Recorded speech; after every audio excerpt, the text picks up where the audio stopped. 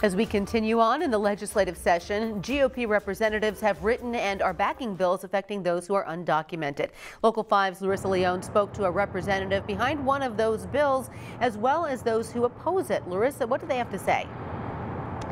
Yeah, that's right, Stephanie. The legislative session is in full swing, and today the Iowa Migrant Movement for Justice spoke at the Rotunda to air out some of their issues they have with current legislation they say targets migrants. Over 40 Iowa residents came out to support the Iowa Immigration Movement for Justice rally against pieces of legislation they feel is targeting migrant residents. One of the House files of concern for the group would require all students to provide proof of citizenship or lawful presence in the country in order for that student to qualify for in-state tuition at all of Iowa's state schools. Immigration advocate Cecilia Martinez says she believes it comes down to whether or not those students call Iowa home. A lot of folks, again, that are, have lived in Iowa for years and want to continue making Iowa home, have another barrier put in front of them in order to reach, higher education and to better their lives and their communities.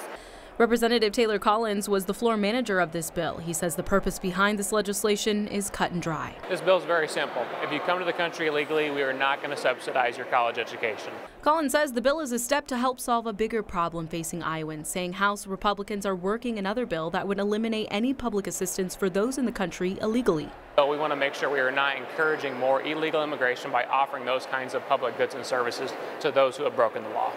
Representative Sammy Sheets is against the bill, saying it targets a small portion of our population and would be unnecessary hassle for the Regent universities. Our public universities aren't equipped, nor should they have to be checking birth certificates, passports for authenticity.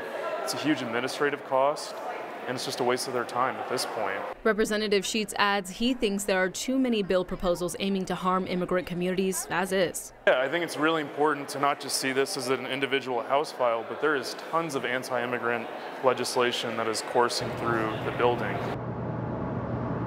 It's important to note that Representative Taylor Collins said that those are part of the DACA program. As long as you're following the laws and the rules and the process of the DACA program, you should be just fine when it comes to this bill. Now, the bill has already made its way to the Judiciary Committee and is now awaiting consideration in the full House. We'll continue to monitor it and update you if any changes. Stephanie? Larissa, thank you. A new